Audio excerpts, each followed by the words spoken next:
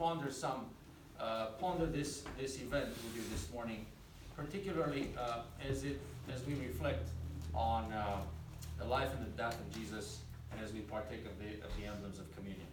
Before we open the Word and we reflect together on this, I almost forgot, right? So, glad David mentioned it. My in-laws are here visiting with us. My father-in-law, my mother-in-law, I'm so glad that they're here. Amen. My parents are here. They've been here with us for a number of years now. And maybe one more year, and then they will eventually find a way to go back home and come and just visit us once in a while. My grandma is with us, and I never grow tired of mentioning my grandma, because she is my hero, and I'm so glad that we have a full house this holiday season. As I mentioned to you, after the holidays, everyone looks for a good therapist. Not my case. I have good people in my life. Amen. And we're having a good time. And it takes a little while to get everybody up and shower, and all the people in the van and in the other second car. We came in 2 cars this morning, but it's good. We're having an event in Gainesville Church. Please pray for it.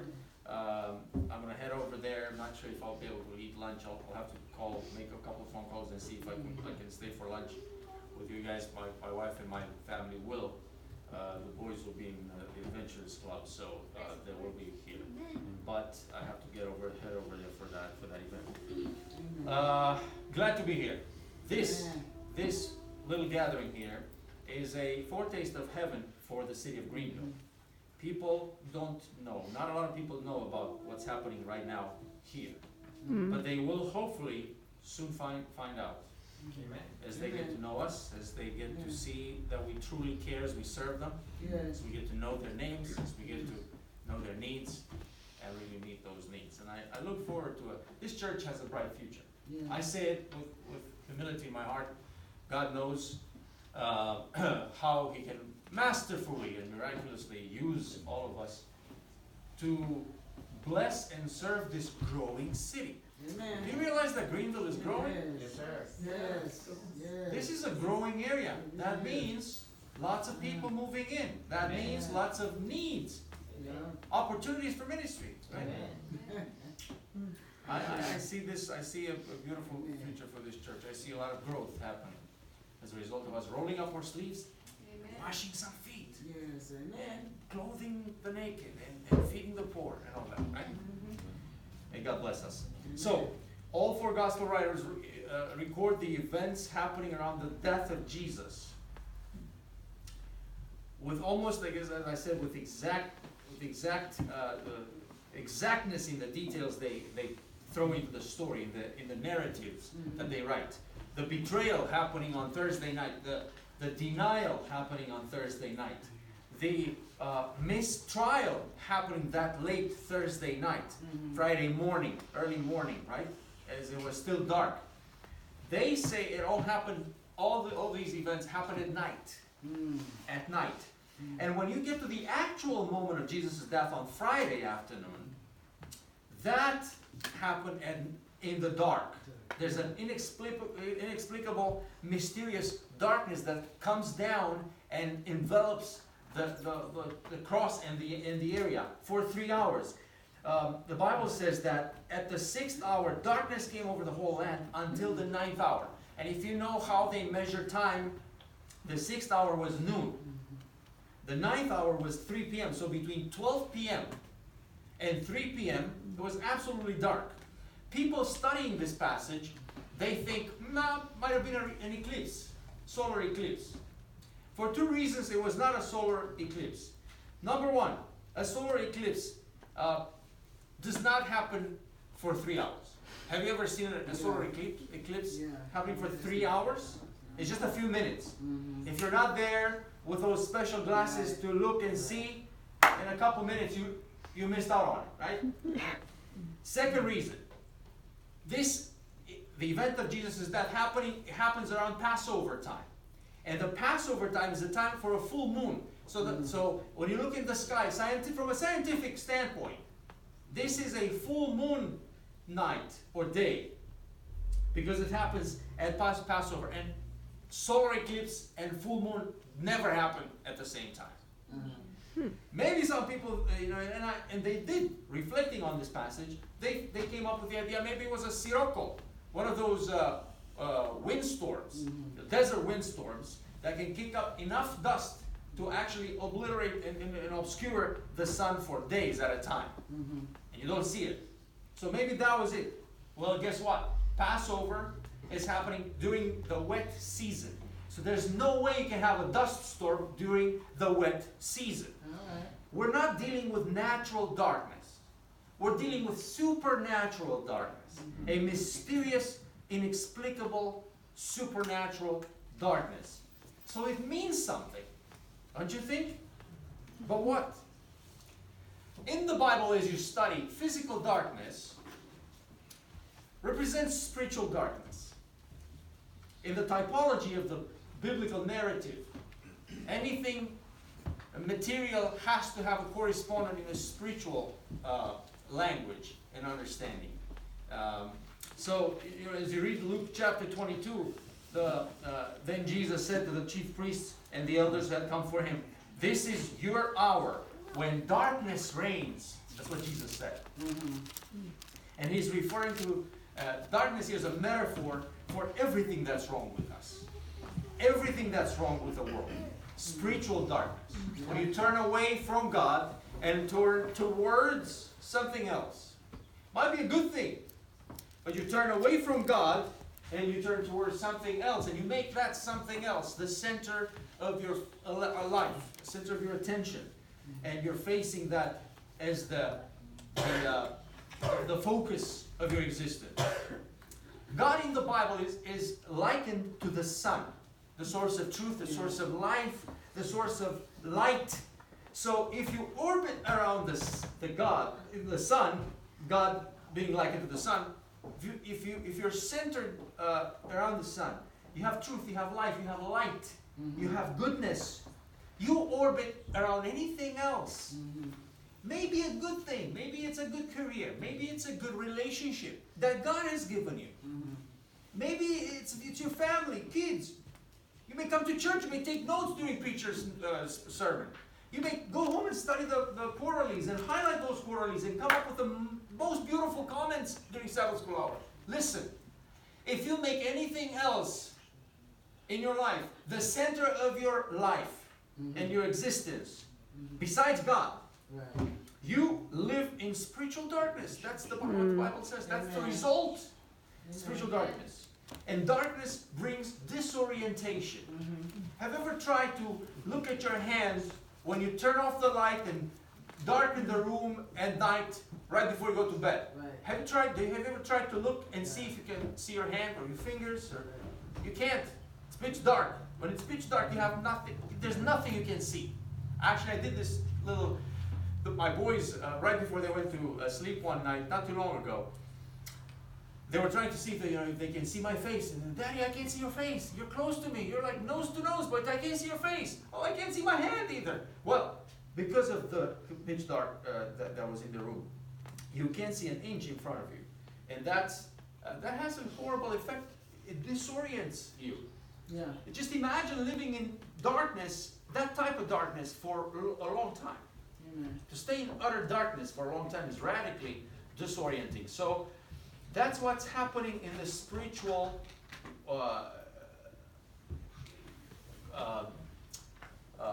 world. You live in darkness. You are disoriented. You lose sense of self. You can't even see yourself. You don't have a clear idea about your identity, who you are.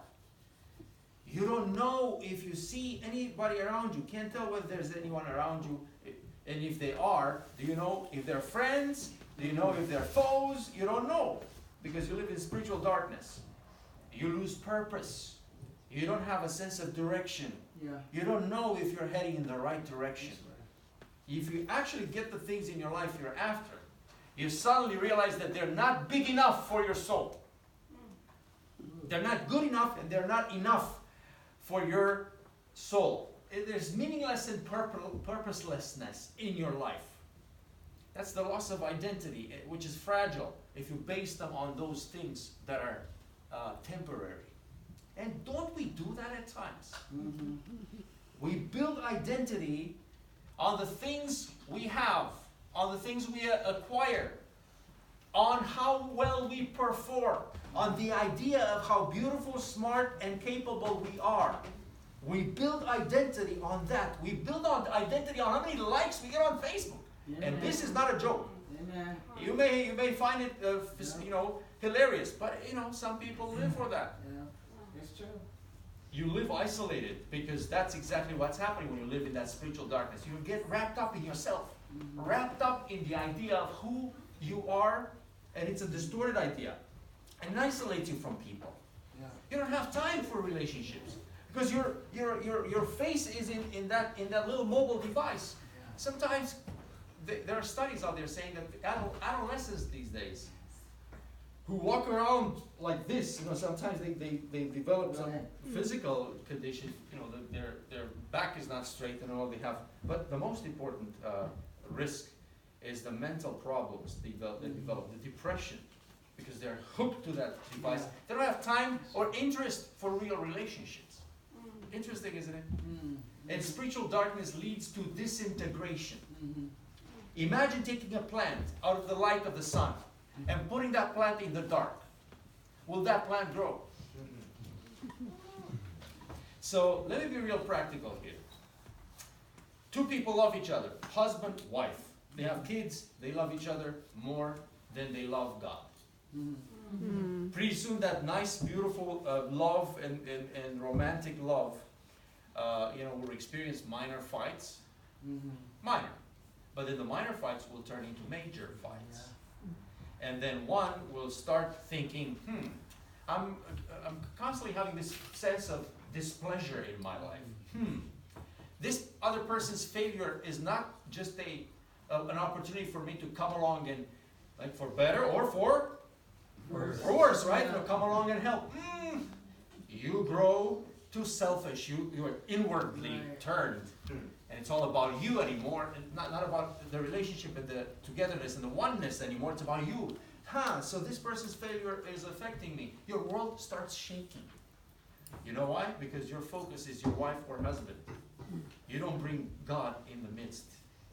And you lost purpose and you lost focus. And therefore, disintegration happens. The Bible talks about the ultimate disintegration. And here's the ultimate disintegration. The judgment day when God will finally give the human race what it wants. I'm going to say this again. The judgment day, a day of disintegration and also a day of restoration, it's the same happening at the same time, is when God gives the human race what it wants. Very important to know. Because it gives you a different perspective and it changes your idea of Judgment Day, what that means. Yeah. If you look at it as God giving the people, the human race, what they really want, what they scream for, you're not scared about judgment anymore, right? We want to be free to live as we please. And it's been like this since the Garden of Eden. We want to be on our own, free from your presence. Let us alone. Let us be alone. Leave us alone. The book of Exodus records 10 plagues. Moses and dealing with Pharaoh, and then the 10 plagues that fall upon Egypt, right? You remember? And they're not just, magic tricks.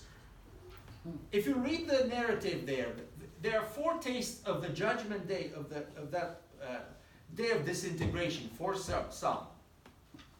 They were foretastes of God removing himself, removing his presence, and giving us exactly what we want. And the world going back to Genesis 1, verse 0. Amen. Everybody paying attention? Yes. Have you heard of this before? Genesis 1, verse 0? Can anyone tell me what I meant? Did I make a mistake? The world goes back, when you read those plagues, about those plagues, goes back to the before the beginning, Yeah. before the order was placed into chaos and turned chaos into perfection.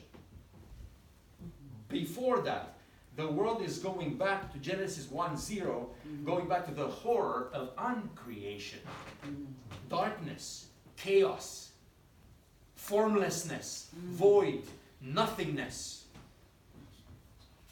And Moses raises the rod of God's justice on Egypt, and they begin to experience the horror in those plagues of uncreation. Water is being turned into blood, doesn't function as water anymore. The sun doesn't work as light anymore, it's dark. You see, you have lice, gnats, and flies, frogs, disease, boils. Nature doesn't work as nature anymore. The firstborns all die. There's a foretaste of Judgment Day. And all the prophets, they kept preaching to the people, hey, there is a reckoning, day of reckoning. There's a Judgment Day when God will finally give the human race what it wants. The doomsday, that's exactly the doomsday. If God pulls away, there's chaos and disintegration and formlessness and emptiness and darkness. You go back to Genesis 1, before Genesis 1:0. Verse 34 here, in this chapter that we're reflecting on, Jesus comes to that moment when he's screaming. It's not just, a dialogue or even a monologue that is experienced in a slow, soft, nice tone of voice. He's screaming. He's crying out, my God, why hast thou forsaken me? Why did you forget me? Jesus is experiencing on the cross the full range of human evil. He was rejected by his people. He was sacrificed to political expediency by the Roman government. Pilate, remember? I'm washing my hands. He's a victim of injustice. He was mistried at night. He's abandoned the same night by his closest friends. Betrayed. They were running away from him, trying to save their skins. Relational betrayal, there's a relational betrayal that night. And there's physical torture. But that's not all that Jesus is getting. Jesus doesn't say, my friends, or my head is in pain. Oh, my hands are, no. He says, oh, my God. My God. Yes. Why? Where are you, my God? Jesus is experiencing the loss of God. He's losing God. Yeah. What is this darkness? What is coming down on Jesus as he's hanging on the cross? It's our judgment day. Our judgment day is coming down on Jesus. The rod of God's wrath has been stretched out over sin. Or better said, God's presence is being withdrawn from the scene. Jesus doesn't have that sense of connection with the Father anymore. Right. There's disintegration even in the nature and the family of the Godhead. Where are you? Why did you forget me? Here. God withdrawing his presence. And now the plagues and the horror of uncreation are coming down hard on Jesus. Hebrews 1 verse 2 says, in God all things hold together, but Jesus Christ is unraveling here. He's being engulfed in eternal darkness. That sense of losing for good. Losing God. Losing life with God. And experiencing the absolute infinite disintegration and the unraveling of soul and body. This is astounding when you look at it. And when you truly, deeply understand the depth of his pain. The depth of his isolation. The effects on this moment of pause in the dialogue between, constant dialogue between the Father and the Son. Jesus, the maker of the world, is being unmade. The maker of the world being unmade. And instead of inflicting the horrors and of darkness and uncreation on us sinners, he is actually bearing those himself. Yes. Jesus is getting our judgment day. And as horrible as it is to have a spear on your side, to have thorns on your head, to die of suffocation, to take your breath, to work hard to breathe in air, to be tortured, to be beaten, to have a crown of thorns on you, to have nails through your hands and feet. He does not say a word about that. He's experiencing judgment day, the cosmic horror of uncreation. Yes. Coming down on Jesus. The judgment day we deserve. So here we come to the climax of the entire Gospel of Mark, because and this is the basically he brings to this physical event, and he wraps this physical event with meaning and purpose. As you study it, you get the idea not only what happened, but why, for what purpose. And Mark beautifully describes the darkness of Jesus that dispels the darkness in your world. Beautiful. The darkness of Jesus dispels the darkness in your heart. How? There's a crucial moment here where it says that the curtain of the temple was torn in two from top to bottom. And when the centurion, the Roman centurion, who stood there in front of Jesus, heard his cry and saw how he died, he said this: "Surely this man was the Son of God." Yes. Yeah. The curtain in the temple is ripped in two from top to bottom. Just to let you know who did it. And it's not a little flimsy little veil there. It's like a thick wall. That curtain actually separated the Holy of Holies from the rest of the tabernacle, the temple there, where the most holy place, where the Shekinah glory, the presence of God was there. And the holiest man, the high priest, on the holiest day of the year, the Yom Kippur, the Day of Atonement, from the holiest people in the world, which were the Jews, the holiest man from the holiest people on the holiest day of the year, with a blood sacrifice, goes back in there once a year. Nobody goes in the most holy place but that high priest with a blood sacrifice to atone for the sins of the nation. Only the holy, only the most moral, the pure, only one day a year. Then everybody was scared to death whether they would survive. If you read in the Old Testament, that's what happened. Everybody was on their tiptoes. How are we going to survive this day? The judgment day. But the minute Jesus dies, this thick curtain, like a wall, was ripped from top to bottom. God's way of saying, I did it, not you. Yeah. And this is the sacrifice that ends all the sacrifices. And this is the sacrifice that basically ends the separation, moves away the curtain. Now everybody can go in, not just the moral, not just the most pure, not just the holy. Everybody can go in, anybody can see God. There's an unmediated relationship between the sinner and God. Anybody can connect to God. You don't have to be holy. You don't have to be the most pure. Yes. You just show up with reverence, with fear, but you show up because the barrier is gone.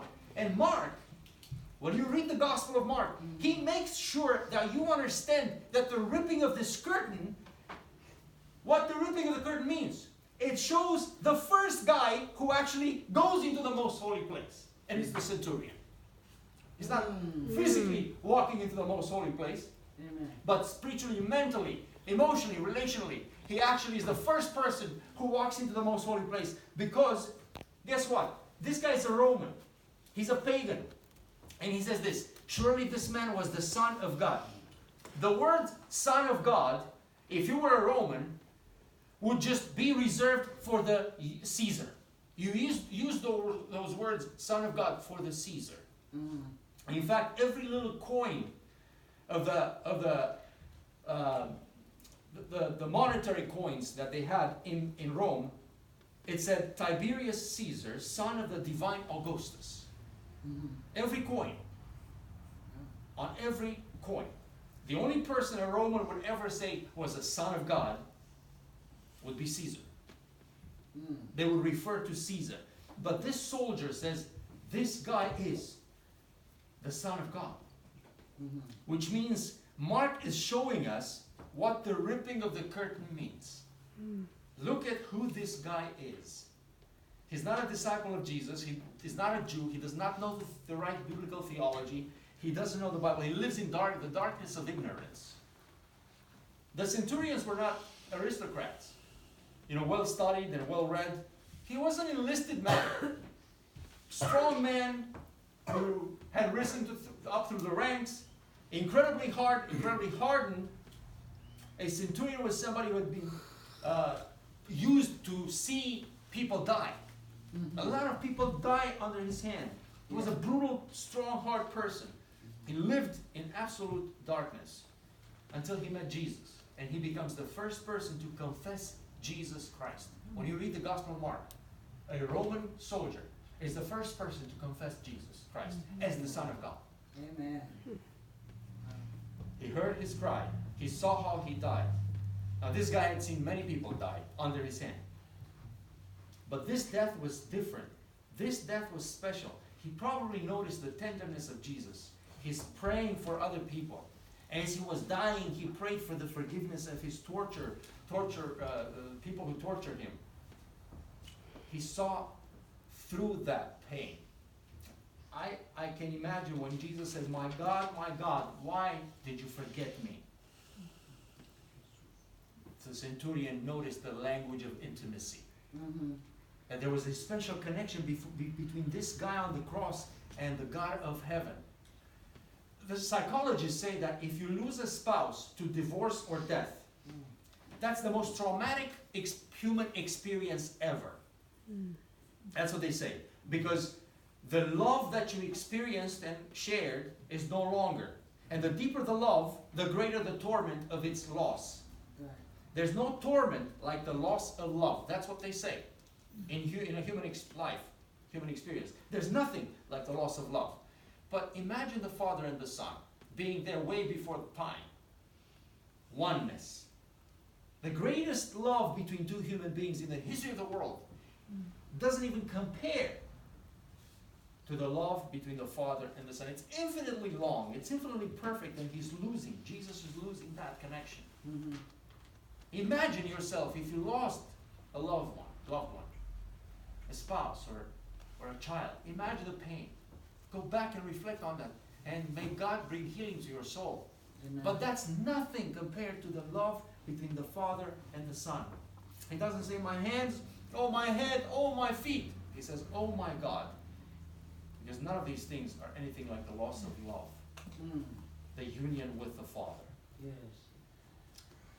The centurion did not have the theological degree or the theological categories to actually define and understand what this meant. But I think he had the Holy Spirit and an intuition to grasp the beautiful truth that was right there in front of his eyes.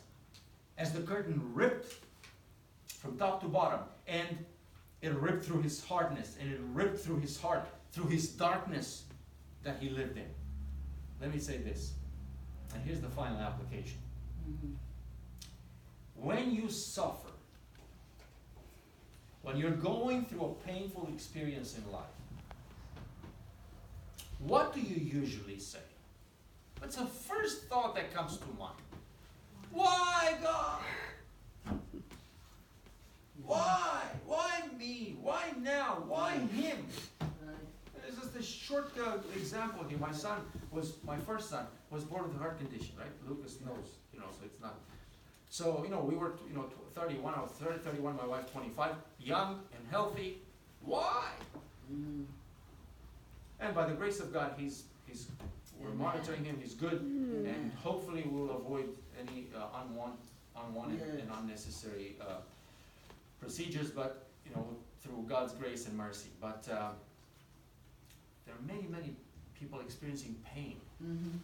Relational pain, physical pain, health issues, financial difficulties, people fretting the idea of going back to work on Monday. All of these things. Yeah. What do you say? Why, God? Why? Yeah. Everybody does that. Yeah. Christianity is the only religion, the only faith that says God himself actually cried out in pain. That question, why? No other religion has a God who cried out in pain. Why? Yes. Usually the worshiper cries out why. Uh-huh. And the deity sometimes gives you the answer, sometimes doesn't. Only Christianity, as this centered faith, has a God who comes down and cries out in pain and agony. Why? And looking at the cross may not tell you the reason why you're suffering today. But it will tell you the reason why you are not. It will not tell you the reason for your suffering. Mm-hmm. But if you look at the cross, will tell you what the reason is not. And I'll tell you this. It cannot be. It cannot be. It cannot be that God does not care. That God has no plan. That God does not have an answer. That God has abandoned you. That, you know why? Because he abandoned Jesus on the cross. Mm-hmm. So that he cannot abandon you, so that he doesn't abandon you. Yes. Because Jesus is taking upon himself your experience of suffering and pain and the consequences of your decision to remove yourself from him. Mm-hmm. Amen. It's deep. And I don't know why you're going through what you're going through. Because I'm pretty sure every one of you here is going through something. Yes. But the point is, it cannot be because God does not care about you or doesn't love you. That he doesn't have a plan or he doesn't care. It cannot be. Even an atheist philosopher like Albert Camus realized this, and he wrote that if you look at the cross, no longer can you go through suffering in the same way. He says that, an atheist philosopher. Yeah. He's not a God believer, a theologian, or look at what he says. The God-man suffers too, with patience. Evil and death can no longer be imputed to him, since he suffers and dies. The night on Golgotha is so important in the history of mankind only because in its shadows the divinity ostensibly abandoned its traditional privilege and lived through to the end, despair included, the agony of death. Yes. Thus is explained the Lama Sabachthani and the frightful struggle of Christ in the garden. You no longer can talk to God the same way when you realize that he has been through it too. Yes. Yes. That he has suffered too. Mm-hmm. That he has cried out in pain. Why? Too. You no longer have to doubt, thinking he's abandoned you, thinking that has no plan, he doesn't care. You no longer talk to him the same way. And then Christianity all of a sudden becomes a faith that is fully alive, an experience that is real. You're not worshiping a God who is absent.